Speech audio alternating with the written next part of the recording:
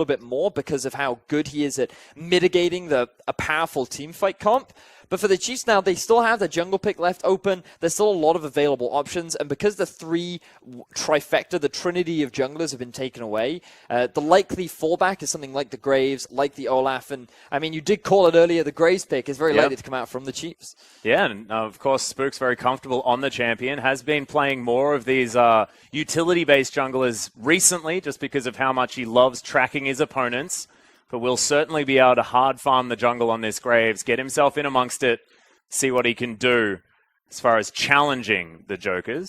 So a very solid draft overall from Chiefs. They have good scaling, they have powerful... But, you know, there was a lot of groundwork there in the mid lane. Wanted to get himself out of there, work some more towards the bottom side jungle. There's Hanyan. This is cute. Very aggressive early invade. The lane is pushing towards Saigon, but we'll have to see whether or not anything can be set up because Raze does have his spell shield. You also have the disengage coming out from Alistair. He's going to look for it, though. Yeah, not a big creep wave as there's the headbutt pulverized. Good Unbreakable comes in, but doesn't actually quite find it as there's Ejim. Concussive Blow's going to stun him up. The heal comes out. They're trying to save the Alistair. Another Triumphant Roar's not going to be there, and First Blood goes to Celebrity. Is continued as Ro has to ult himself away from Swiper. There's the flash into the wallop. The stun will be there, but there's the Gnar. Swiffer comes down. Seismic Shove dashed out of the way up. There's the flash from Ro, who finds the Time Winder. He's going to have to hit the Q. Swiper not going to get it. Saigon, they want to get the collapse down onto Swiper, and here they go. Yeah, there's the flash. Just trying to get the dash in, but Time Winder doesn't connect. Swiper, will he actually go forward? Doesn't quite know, but there's more action on the bottom side. Celebrity's in trouble. Spooks gets exhausted, holding onto his buttons here as the Ashe is going to fall down. No, he is, but there's a kill on the top side of the map as well. Rose able to pick that one up eventually. Of course, Lysandra was there, but I don't even think she was needed. It's tally even as we hit the 11-minute mark. Let's have a look at this top lane dive at the same time as there's the Frozen Tomb. Easy setup. You have the ultimate. They did need the Lysandra, yes, by the way, Thaddeus. The flash body slam coming out from Gragas as well. Also had a dash cannon, so could have he used did have a the dash part of the cannon in order to get himself out of the way, but didn't. Swiffer dodges the Q. Levita only gets hit by the last few. There's a Seismic Shove once again. Frozen Tomb down onto himself as Ejim doesn't get the headbutt pulverized based on that. Throws down his ultimate. Arrow hits Raze as now Sue's turned up. Hanyan's here at the same time. One more auto attack is spell shielded as Raze is safe. Swiffer in trouble. Rose looking for it. Seismic Shove saves him and Spooks grabs the kill. That's one for the Chiefs in a situation I wasn't expecting them to get one in. Chiefs are able to turn the fight in their lane. Swiffer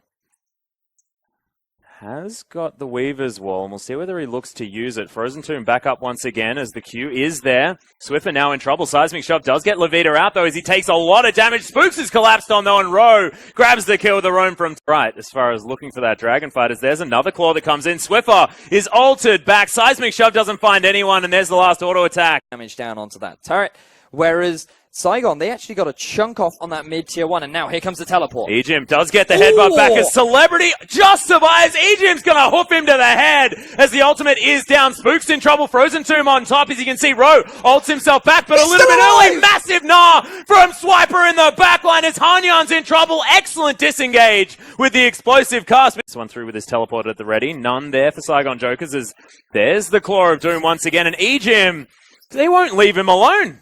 He's trying to build out of a belt. You know, I mean, how does a wand turn into a belt? Arrow going to come out. Bit of a zoning tool as a fight kicking off now. Yeah, Ejim also uses a bit of a zoning tool. Gets a nice double pulverize, but Levita looking for the ultimate. Raze is going to get caught out and destroyed as Celebrity grabs a kill. Swiffer finally turns up as Levita doesn't take damage from the Q. Uses the Zonyas to get out of a lot of it. The last one just utilizes the Claw. Another Q comes in and Swiffer's able to lock it up in the end. Can they actually find any more back here as the Chiefs possibly will get a stun off it? Oh no! Ro gets himself out immediately. Sue in trouble. Unbreakable. Not quite going to be enough, but flashes out of the way. Ro! Oh my goodness, that's a struggle. As he does make his way through. Celebrity in trouble after taking down Spooks. And now Hanyan tanking up the turret, and the double comes out of the volley. All health. Still, just free to get all that damage down from the backline, and this is why the 2-item power spike was so valuable for him. Going for that early Hurricane means that he could do so much AoE damage. Saigon, they're looking to pick up the Baron. There's only EGIM to contest. Yeah, Ward in the pit, of course. It is a 4 versus 4 when Swiper comes back up as Parallel Convergence is here, just trying to get them out of this pit. Raze is going to be able to help take down Ro, who ults himself out. The last crit is there. Hanyan looking to escape with his Baron buff. It is going to be the arrow landing on a Raze, though, and Su still running towards the top side. Should just be the sacrificial lamb to make sure they will be able to get away with some of these Barons. And then just hard commit for the turret. A situation where the Chiefs just are too slow to react. But right now, here comes the wall. Yeah, there's the Weave as well. Su's actually knocked over the side. Swift is going to get knocked up as he flashes over his own wall. Swiper looking for the flank off the back end, but Celebrity still in a great position. EGIM knocked forward, can't find the Pulverize, and will just get taken out. It's the only pick here for the Saigon Jokers, but that engage did not work for the Chiefs. And Swiffer was not planning on coming out on that side of the wall because he just put himself in such an awful position where he had no way to get out. He closed the gap for Ro.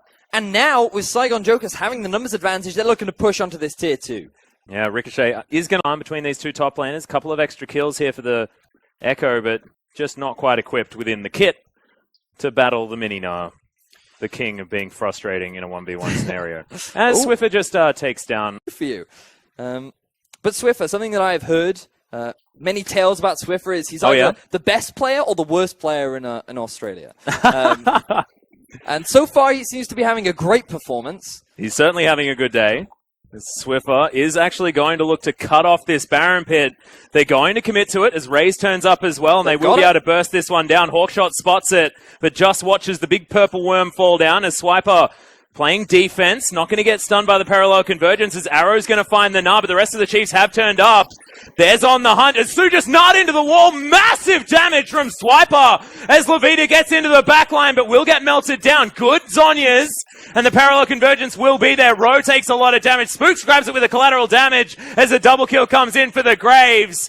It is going to be Ro and Su falling down in trade for EGIM, and the Chiefs will take that any day. Looks beautiful. Love Heartseeker Ash.